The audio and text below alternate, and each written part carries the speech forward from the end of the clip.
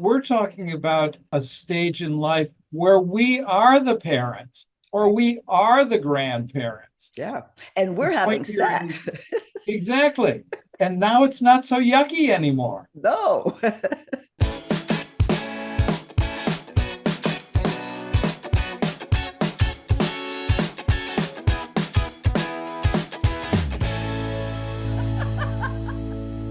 Thank you so much for joining us again on Second Act TV. Once again, I'm so happy to welcome back Dr. James Simon, board certified OBGYN, clinical professor at George Washington University, and the founder of IntimMedicine Specialists. Dr. Simon, thanks for joining us again.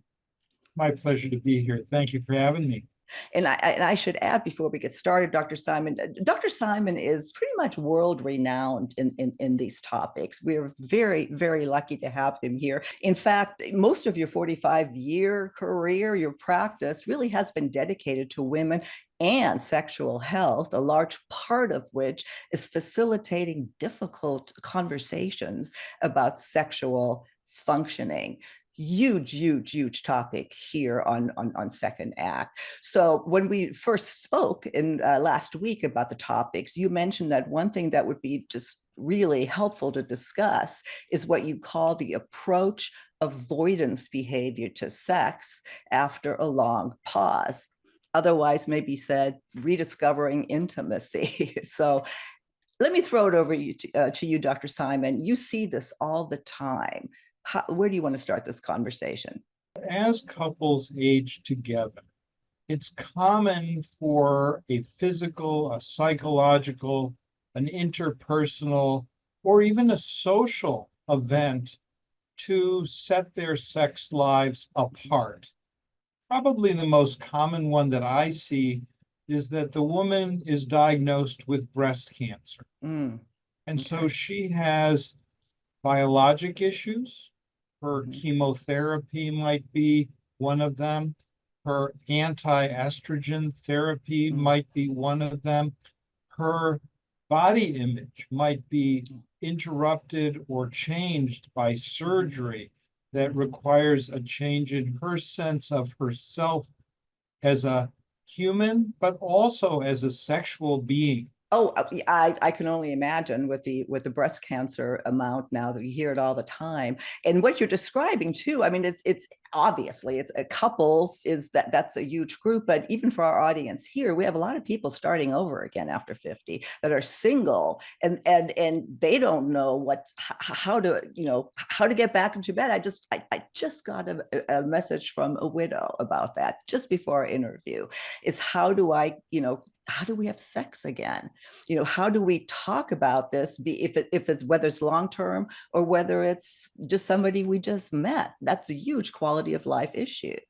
Yeah, I have that widow patient today, actually. One of my patients today.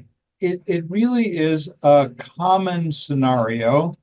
And if you look at large demographic studies, it looks like men and women continue to have sex pretty regularly, albeit at decreasing frequency, up until about age 60.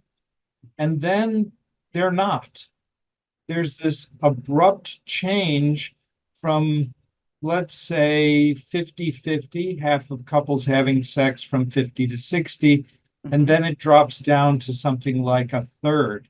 And there are many possible reasons for that. I'll mention just a few, but they include these kind of interruptions, life interruptions, where there's an illness, life interruptions, even good ones, where there's a grandchild and sex falls by the wayside. So these are really common scenarios, as is the one that you mentioned, where she's just getting back into the dating life. And you've had really great guests on your program in the past who have talked about this. So maybe my ideas are not unique, but they seem to work as advice to my patients. Well, your idea, first of all, we can't talk about this enough. And what you bring to the table, Dr. Simon, is just such a perspective that really nobody else well, unless they're a gynecologist like you are, but you have a relationship with women, you hear, I mean, you deal with it on a physiological level where most of the Look, people I've heard everything. yeah. Well, then what's the best advice? I mean, that's a loaded question, but well, first of all, there is hope. There is hope. Oh, absolutely. Mm-hmm. I think the most important advice is that one's historic expectations, whether they were positive or negative, Mm-hmm. are going to change Mm-hmm. because time does not stand still, and we all age and change as time changes. Or, in the words of my former grade school teacher, Mr. Simon, time will pass, but will you pass this class? And that stuck with me. The point here is that nothing is the same. Time doesn't stand still. Couples tend to have less sex the longer their relationship. They Mm-hmm. tend to, not all, have Mm-hmm. less sex the older they are. These are biologic and social changes, Mm-hmm. but it doesn't mean they're not having any sex. Right.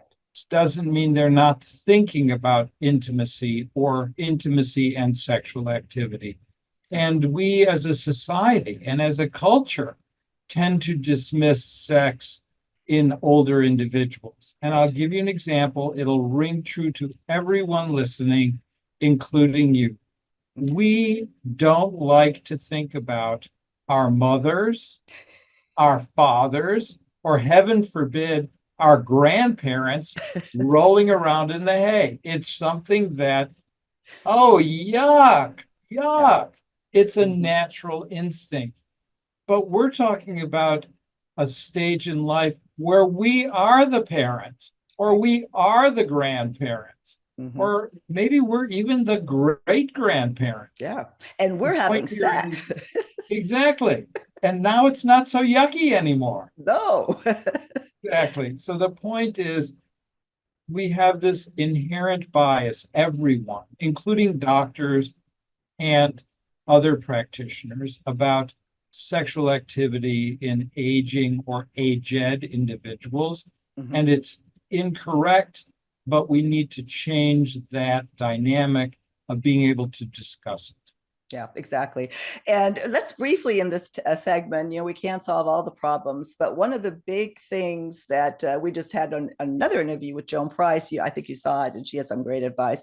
But the changing the expectations or how we view sex, what we think sex is at an older age, and I know you speak to that in your practice. So any advice in that direction for people? Yeah, so my advice is forget the past or imagine the past and fantasize about the past, but it might not be possible as a reality.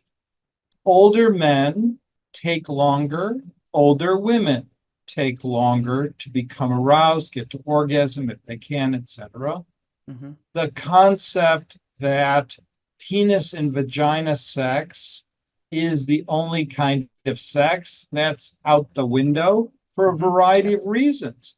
One might be sexual pain for her, erectile dysfunction for him, the need for much longer stimulation or much more intense stimulation for both of them, where energy just is not that available. Duration and health are impeding. This is where what we call sex toys in the commonplace, but I think are more sexual tools. Yeah. We use tools for everything. I could not see without my bifocals, but the answer is that's a tool. That's a tool to help almost everybody over 45 see. Well, you can go through your life without seeing, but you've lost something. Right. At a certain age, many men and women need hearing aids or amplifiers to properly hear. It's not a choice, it's a tool. It is a So tool. sexual tools are important. And I also think that we discount, minimize, or put to the side the fact that we now have many treatments, also tools for both men and women. Men, we have Viagra, Levitra, Stendra, etc., Cialis, etc. These medications work miracles for men with mild or moderate erectile dysfunction. We have multiple different medications for women. They've been typically targeted at pre-menopausal women, but they also work in postmenopausal women and women who are aging. The biology is a bit more resistant to help, but all of these treatments do help, including hormones and local vaginal hormones for pain, as well as the benefits for arousal, sensitivity, and orgasm. So there's lots of tools, but women may need to demand them or demand attention to the issue. Men, the same thing. And both men and women are resistant. We're resistant to aging, but we don't want to address the sexual consequences of that aging. Well, and I can totally identify with that. I mean, after, the reason we even started this channel is after 50, I left a long-term marriage and started over again. And just then I learned about what's going on with my lady parts. And I talk with brilliant people like yourself all the time. Other people don't. So I just applaud you for your, the way that you position this topic, the way that you're encouraging other physicians or the healthcare community, to embrace this or just pay attention to it. What people don't realize, since I didn't give you this long intro, is that you're a big deal. You're one of the foremost specialists probably in the world, if not the, on women's sexual health. And we need people like you to make a difference, to help us. So let me give your listeners in two different groups, at least one practical way to help. One problem of long-standing couples is that they get into what I call a sexual rut, or I describe it as everyone in the couple has a very clear understanding of the sexual script, like a script in a play. He does this, she does that, he does this in response, she does that in a response, back and forth, and they ultimately get to where they need to be or where they hope to be. And the script, because it's been used and read so many times, it's pretty boring. It's pretty boring. Everybody knows what's going to happen. Silke, if you ate your same food at every single meal, it would be sustaining for calories, but it would be boring. It's why we don't go to the same restaurant and order the exact same thing all the time. It's boring. And so I recommend for those long-standing couples an erotic surprise. You tell your partner, who knows the script just as well as you do, that in Act 2, when he does this or she does this, to expect a surprise. Don't tell him what the surprise is. Just telling him or her that there's going to be a surprise sometimes is enough of a turn on, because they're expecting something new. And the more surprises you build in, the better the script, because it's not the same as the old one. Many elements of the same old script, but a few little twists and turns, surprises. So that's for the established couple. For the couple where there's been this long pause or hiatus, or illness, disease, separation physical, separation emotional, whatever it happens to be, the person who is missing the reconnection, the sexual reconnection the most, and that's difficult to know. Maybe both, and maybe one, maybe the other, because one or the other of them are not always so forthcoming. The one who misses it the most needs to say to the other, outside the bedroom, kitchen table is a good place. While you're eating is a good time. You're feeding yourself and each other in some way. It's a good time to say, honey, sweetie, whatever your intimate name is, I miss those days when blankety blankety blank. And it can be pretty direct. You know, when you were doing X to me, I really miss those days. Could we find a way to re-engage in that way? That's all it has to be. Then it's a conversation and it's a start. And hopefully it ends up with practice and back in the bedroom. Great advice. Do you have anything in particular for somebody starting off new with a new partner? I think no expectations and conversation. You know, nobody wants to talk about what's going to happen until it happens. But the answer is, if you do talk about what's going to happen, what you like, what your preferences are, what he expects, what she expects, what she expect, some conversation around it, including, and this is important, for older new couples, sexually transmitted infections, other recent partners, etc. Very important conversations to have. And maybe that conversation puts off a little in time the new sexual encounter, but the new sexual encounter is going to be better off because of it. Yeah, I mean, great advice. It all boils down to communication, which again is so hard for so many people. And that's why these conversations that we're having today are so important. And I thank you so much for your time to be here with us again, Dr. Simon.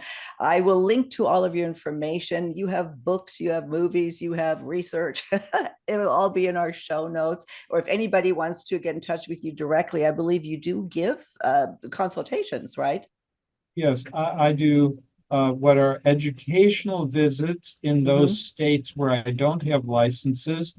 And we can do telemedicine visits, and I can prescribe for you in the district, in Maryland, and in Virginia, and more states on the way. But those are the ones where I have active licenses at present. Great, great. Well, I'll link to all that. And again, I look so forward to another conversation with you on Second Act TV. Thank you.